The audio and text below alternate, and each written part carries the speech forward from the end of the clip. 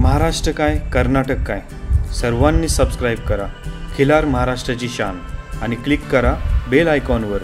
Enjoy. नमस्कार महाराष्ट्र. खिलार महाराष्ट्राची शान या यूट्यूब चॅनेलवर मी सूरज दिघे आपल्या सर्वांचं सहर्ष स्वागत करतो. मंडळी, आजपर्यंत कधी तुम्हाला आग्रह केला नाही, पण आज आवर्जून मनातलं सांगतो की हा चॅनल सबस्क्राईब करा आणि इंस्टाग्राम चॅनल देखील फॉलो करायला विसरू नका. इंस्टाग्राम चॅनलची लिंक ही यूट्यूबच्या या व्हिडिओच्या खाली डिस्क्रिप्शनमध्ये दिलेली आहे. याचं कारण पण मंडळी असंच आहे, कारण आजपर्यंत आपण चॅनलच्या माध्यमातून जी माहिती तुमच्यापर्यंत पोहोचवत आलो ती माहिती याच्याही पुढे जास्तीत जास्त प्रमाणात तुमच्यापर्यंत असणं गरजेचं आहे, की जेणेकरून बैलगाडा शर्यतबंदी जी उठलेली आहे आणि इथून पुढच्या वाटचालीमध्ये तुमच्या प्रत्येकाचा सहभाग आता खिलारच्या या वाटचालीमध्ये असणं खूप गरजेचं आहे. त्यामुळे तुम्ही तुमचे मित्रमंडळी या सर्वांना चॅनल सबस्क्राईब आणि फॉलो करायला सांगा. मंडळी, आज आपण पाहतोय पुण्याचे श्री गिरीश शेठ शेडगे वाकड पुणे यांच्या दावणीच्या एका सर्वात मोठी नवीन खरेदी आणि मोठ्या मापाच्या बैलाबद्दल. सध्या पुणे शहरातील सर्वात मोठ्या उंचीचा बैल म्हणून यांच्या बैलाची सध्या चर्चा संपूर्ण महाराष्ट्र कर्नाटकमध्ये आहे. गिरीश शेडगे यांचं कुटुंब हे वारकरी कुटुंब. वारकरी कुटुंब म्हणलं की जगद्गुरु संत तुकाराम महाराज आणि ज्ञानेश्वर माऊली यांच्या पालखी सोहळ्याची सेवा करण्यासाठी वारकरी हा त्याच्या परीने नेहमी तत्पर असतो. वारकरी जो असतो तो त्याच्या कधी कधी पालखीला सेवा देण्यासाठी तो पायी वारीमध्ये चालत आळंदी ते पंढरपूर, देहू ते पंढरपूर प्रवास करत असतो. या प्रवासामध्ये ज्याला गायनाची आवड आहे तो गायनाच्या माध्यमातून त्याची सेवा देतो.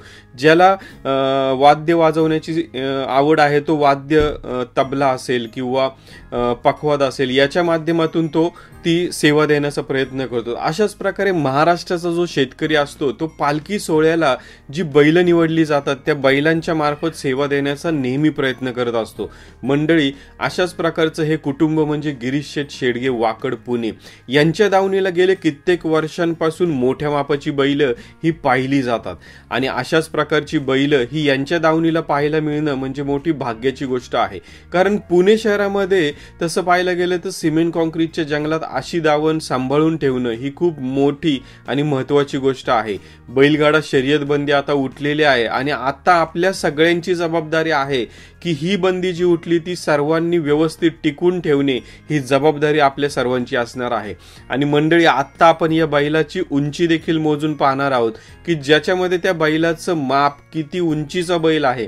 बैलाचं जे माप सांगितलं जातं की हा मोठ्या मापाचा बैल आहे. मोठ्या मापाचा म्हणजे बैलाची जमिनीपासून ते त्याच्या वशिंडाच्या मागं असलेल्या भवऱ्यापर्यंत जी उंची चेक केली जाते त्याला मोठ्या मापाचा बैल म्हणतात.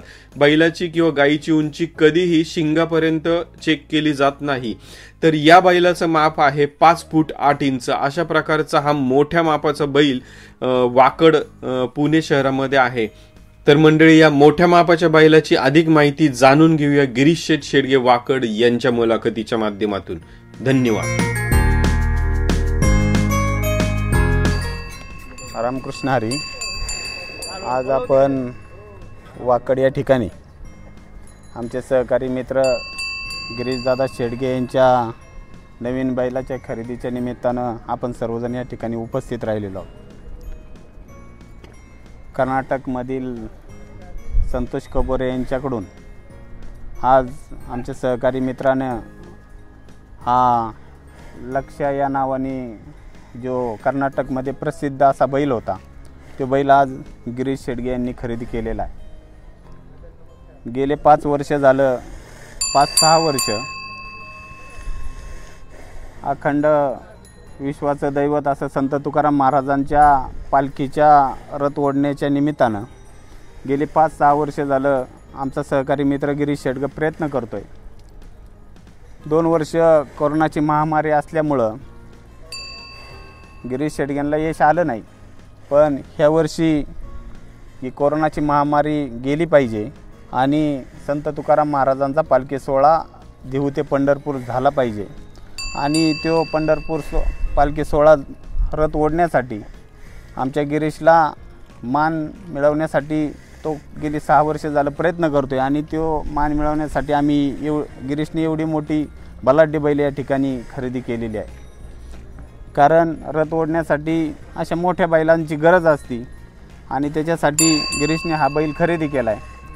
त्याला या वर्षीचा रथ ओढण्यासाठी त्यांनी प्रयत्न केला पाहिजे आणि त्यांना प्रयत्न केल्यानंतर यश हे मिळणार आहे.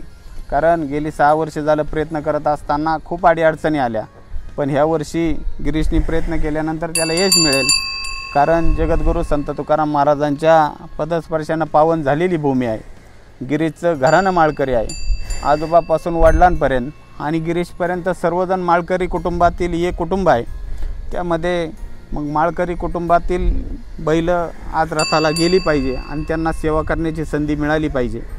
आम्ही सर्व कार्यकर्त्यांच्या वतीने तेवढी महाराजांच्या चरणी प्रार्थना करतो की या वर्षीचा हा पालखी सोहळा संपन्न झाला पाहिजे आणि आमच्या एका या मित्राला बैल लावण्याची संधी जगद्गुरू संत तुकाराम महाराजांच्या आशीर्वादानं मिळाली पाहिजे आणि त्यांची बैल रथाला लागली पाहिजे. त्यासाठी जे काही प्रयत्न करायचे असतील असा आमचा गिरीश करेल आणि त्यांच्या या बैलाच्या निमित्तानं मी त्यांना शुभेच्छा व्यक्त करतो. आणि आपण सर्वजण या ठिकाणी उपस्थित राहिलेला आज आमचे मित्र संतोष कबोरे कालपासून या ठिकाणी आलेले आहेत. त्यांनाही असा एक बलाढ्य बैल त्यांनी गिरीशसारख्या आमच्या मित्राला दिला. त्यांनाही शुभेच्छा व्यक्त करतो आणि या ठिकाणी थांबतो. धन्यवाद. तर अशा प्रकारे आपण ही माहिती त्यांनी बैल कुठून घेतला, कशा पद्धतीने घेतला, कोणत्या कामासाठी घेतलेला, ही संपूर्ण माहिती या माहितीच्या आधारे या मुलाखतीच्या माध्यमातून आपण पाहिलेली आहे. मंडळी, बैलगाडा शर्यत बंदी जी आता उठलेली आहे महाराष्ट्रातील, गेल्या कित्येक वर्षांपासून कित्येक जणांनी रात्रीचा दिवस करून याच्यासाठी काबड कष्ट घेतले आणि आपली शर्यत बंदी उठावी यासाठी खूप मेहनत या महाराष्ट्रातील प्रत्येकाने घेतलेली आहे, ते आपल्याला पाहायला मिळतं. आणि या सर्व गोष्टीची जाणीव आपण ठेवून ही शर्यत बंदीला इथून पुढे कुठल्याही प्रकारचा त्रास, ही जी बंदी उठलेली आहे ही अशीच्या अशी कायम स्वरूपाची राहावी यासाठी आपण प्रत्येक जण यासाठी अग्रेसर असणं गरजेचं आहे. म्हणून मंडळी, चॅनलच्या माध्यमातून आम्ही जास्तीत जास्त आव्हान तुम्हाला करतोय, जास्तीत जास्त माहिती तुमच्यापर्यंत पोहोचवण्याचा प्रयत्न करतोय की जेणेकरून कुठल्याही प्रकारचं वेगळं किंवा कुठल्याही प्रकारचं खिलाऱ्याला त्रास होईल अशी गोष्ट आपण करणार नाही आहोत. की जेणेकरून इथून पुढे जी आता सुरुवात झाली एका नवीन सुवर्ण युगाची, त्या खिलार क्षेत्रासाठी आपण आपल्या परीने जो हातभार आपल्याला द्यायला जमतोय तो देत राहूया. मंडळी, पुन्हा एकदा सांगतोय व्हिडिओच्या शेवटी की हा चॅनल जर सबस्क्राईब केला नसेल तर आवर्जून करा. तुमच्या मित्रमंडळींना सांगा, कुटुंबाला सांगा आणि सर्वात महत्त्वाची गोष्ट म्हणजे इंस्टाग्राम चॅनलची लिंक खाली व्हिडिओ डिस्क्रिप्शनमध्ये दिलेली आहे, ती फॉलो करायला विसरू नका. धन्यवाद. खिल्लार महाराष्ट्राची शान.